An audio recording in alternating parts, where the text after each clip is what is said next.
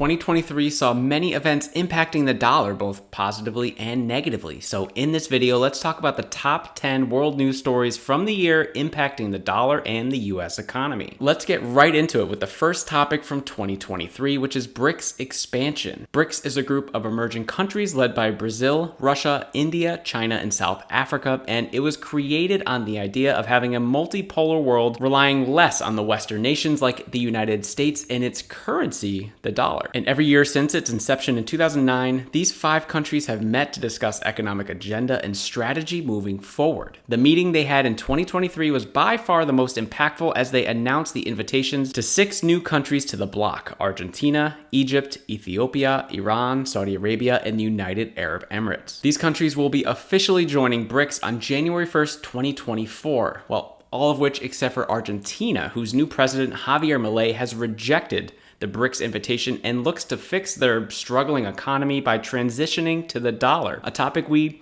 may or may not talk about later on in the video. But even with Argentina not joining the bloc, the strategy for BRICS expansion was very clear, and it seemed like they focused on 2 things. The first being regional balance within the bloc. And one of the notable takeaways is that no new Asian countries were added. That's because China and India not only have the largest economies within BRICS, but are 2 of the largest economies in the world. You have to think Argentina was invited to BRICS to give Brazil a regional friend, since they are out in the middle of nowhere. And with South Africa having the smallest economy of the 5 BRICS nations, it made sense that Africa would get 2 new members to help give that region more say on the global stage. But the second strategy for BRICS expansion and the second topic of this video is BRICS wanted to control the global energy production. With the additions of Iran, Saudi Arabia, and the United Arab Emirates, BRICS currently has 6 of the top 10 oil producers in the world. Now, while oil production could be a polarizing topic as much of the world is looking for alternatives from fossil fuels, the truth still is that oil is critical for every country around the world. Oil production and the dollar have been tied so closely together for so long, giving it the name Petrodollar. The United States made a deal with Saudi Arabia back in the day that they would provide the region with security protections in exchange for only allowing oil transactions to be done using the dollar. So this means that countries around the world have needed to hold dollars in order to power their country with oil, coining the phrase dollar wallet. But countries don't use all the dollars in their dollar wallet. So instead of having their dollars just sit there, losing purchasing power to inflation over time, countries would invest their dollars into the US markets, and this is such a vicious cycle, making the United States an investing juggernaut. But this could all be changing as BRICS and friends are strategically looking to move away from using the dollar, specifically in these oil transactions. And the way they can do that is by utilizing their local currencies. Saudi Arabia has been more open to the idea of using the Chinese yuan for these transactions. And as the country transitions to join BRICS, I think it's reasonable to expect the reduction of the dollar in these transactions over time. Another one of these agreements was made by India and the United Arab Emirates, who agreed to pay for oil transactions in either of their currencies, a transaction that had previously been made in the dollar. And with China and India being 2 of the largest oil importers in the world, over time, the reduction of the dollar in these transactions could have economic ramifications for the United States. But it's not just the emerging countries trying to become less reliant on the dollar. Earlier this year, France paid for liquefied natural gas in the Chinese yuan. This narrative of local currencies is likely to continue, especially from emerging countries who feel like the current global financial system is unfair to them, which is why BRICS will be creating their own financial system called BRICS Pay, a payment system specifically designed to simplify economic cooperations between the BRICS countries. Let's talk about 2 practical applications of BRICS Pay and how it can have an impact on the dollar. The first is international trade. Currently, most banking transactions run through SWIFT, which is the system how global banks communicate with each other. When you're sending money from one person to another, as long as the 2 banks have accounts with each other, they would authenticate the payment request. If the banks don't have a relationship, the SWIFT message would get sent through intermediary banks, which have a presence in,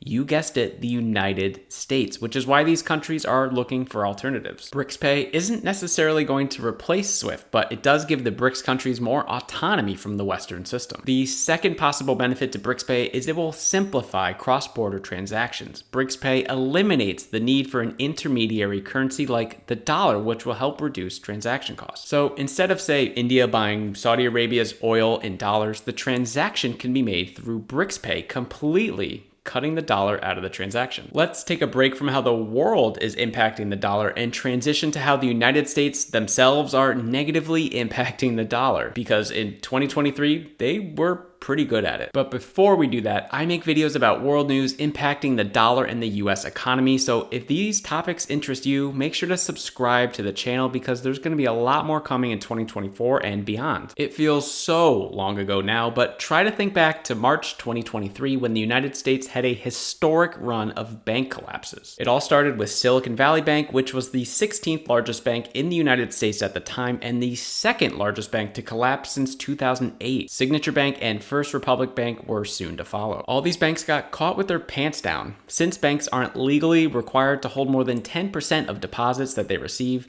they usually take the rest of that money and invest it in US markets, and this is how they usually make a good portion of their money. Silicon Valley was the first domino to fall because in 2021, they invested $100 billion in US Treasuries with a 3 to 4 year maturity at a very low interest rate. This was a bet that interest rates would remain low for a substantial amount of time, but we all know what happens next. From 2022 to 2023, the Federal Reserve raised rates 11 of the next 17 months to help the country deal with inflation. So to make a long story short, Silicon Valley sold these US Treasuries at a $1.8 billion loss and announced they will be selling a third stake of the ownership to help recoup some of its losses. Word got out publicly and the stock price plummeted. Depositors panicked and they all wanted their money back at the same time, which of course wasn't possible. So the government had to step in to save the depositors. Soon, other regional banks got caught in the crossfire as people lost trust in the smaller banking system and moved most or all of their money to the larger banks like JP Morgan Chase or Bank of America. This distrust of larger institutions pales in comparison to the next series of events that happened in 2023 because yes,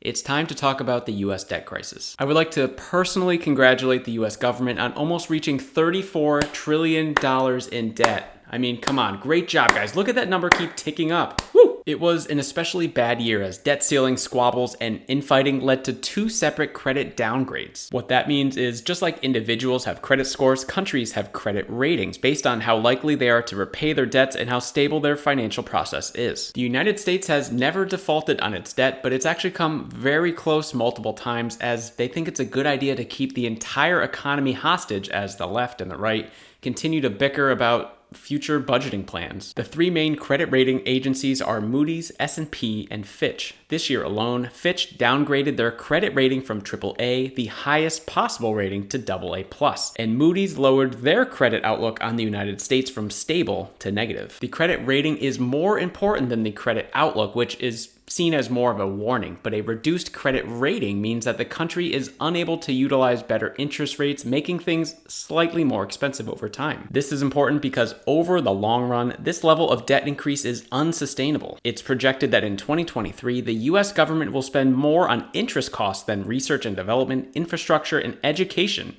combined. And since the world is trying to reduce their reliance on the dollar and the overall distrust of the US government, foreign countries have been reducing their exposure to US debt, otherwise known as US Treasuries or bonds. So yes, the world is currently selling their bond positions, but which countries hold the most US debt? This visual is a fun way to look at the largest US debt holders by region of the world. The top 3 foreign holders of US debt are Japan, China, and the United Kingdom. Most foreign governments actually own less than 1% of US debt. The big buyers are Japan with 4.4% and China at 3.4%. So effectively, these countries give their money to the United States in exchange for a promise to pay with interest at a later date. And then the United States takes that cash to help finance its spending. China and Japan specifically have been selling off a lot of US debt, but they aren't the only ones, and this is not a coincidence. Saudi Arabia is the latest country to offload a massive amount of their US Treasury holdings. Their holdings are down a little over 40% since 2020. The 2 biggest buyers, Japan's and China's share of US bond holdings dropped to record lows. The Chinese and Japanese central banks' combined footprint in the world's largest,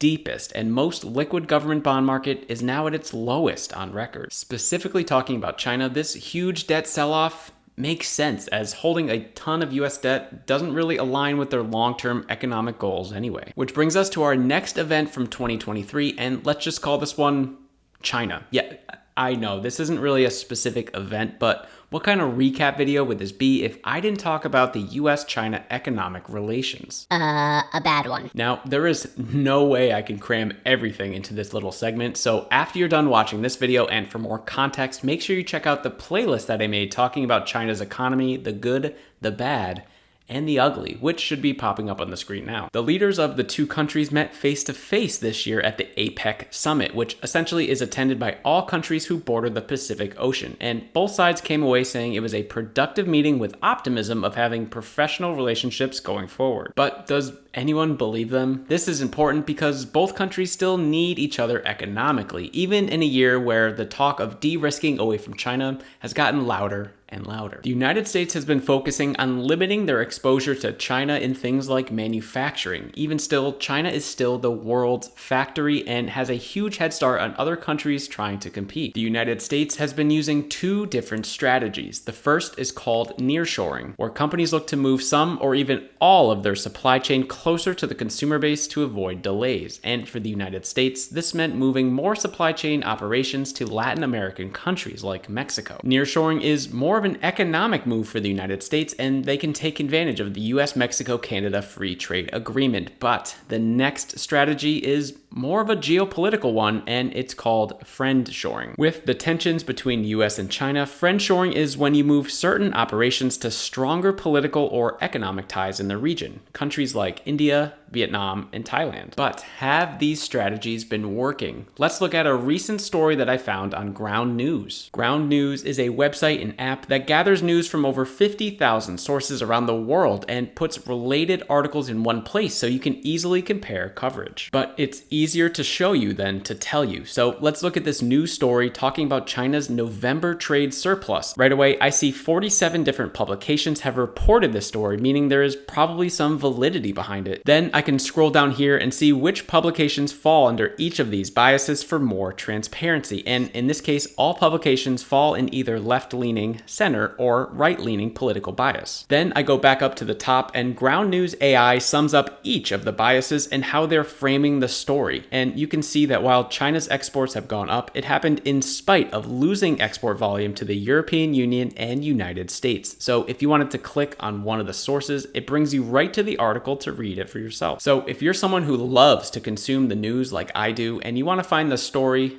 behind the story, make sure to check out Ground News by clicking on the description in the link below. Now, back to the video. While the US is focusing on de-risking from China, the beneficiary could be India. Morgan Stanley published a piece outlining India's impending economic boom. Currently, India is the 5th largest economy in the world and are projected to surpass Japan and Germany by 2027, putting them in 3rd, just behind the United States and China. And India's prime minister made a trip to the US where he was given the red carpet treatment, met with the leaders of top tech companies in the US like Apple and Google, and larger discussions were had involving more specific economic agreements involving the US investment into India for industries like chip manufacturing, aerospace, and renewable energies. Don't get me wrong, India still has a ton of issues like having one of the worst human capital indexes of the top economies in the world and not having enough jobs for its 1.4 billion people. But the next decade could be India's time to shine economically. India has the largest population in the world, but more importantly, they have one of the youngest populations in the world with an average age of 28.2 years old. For context, the United States has an average age of 38.1 years old, and China has an average age of 39 years old. So this US-India relationship is definitely something to keep an eye on in 2024 and really for the next decade. Our final topic is a more recent one, as Argentina elected a new president, Javier Milei, and he has some wild changes that he hopes will fix a failing economy. These changes include things like transitioning from the Argentine peso to the dollar, abolishing the central bank, and completely slashing government expenses. As mentioned earlier, BRICS probably invited Argentina to help have a regional balance within the bloc and to join Brazil, and they do have some valuable natural resources. But the new president, Milei, made it very clear Argentina will not be joining joining BRICS under his leadership, saying, quote, "We do not make pacts with communists," speaking specifically about China. I made a playlist on this topic as well, and it covers things like why Milei is choosing the dollar over BRICS and how other countries have successfully dollarized their economies and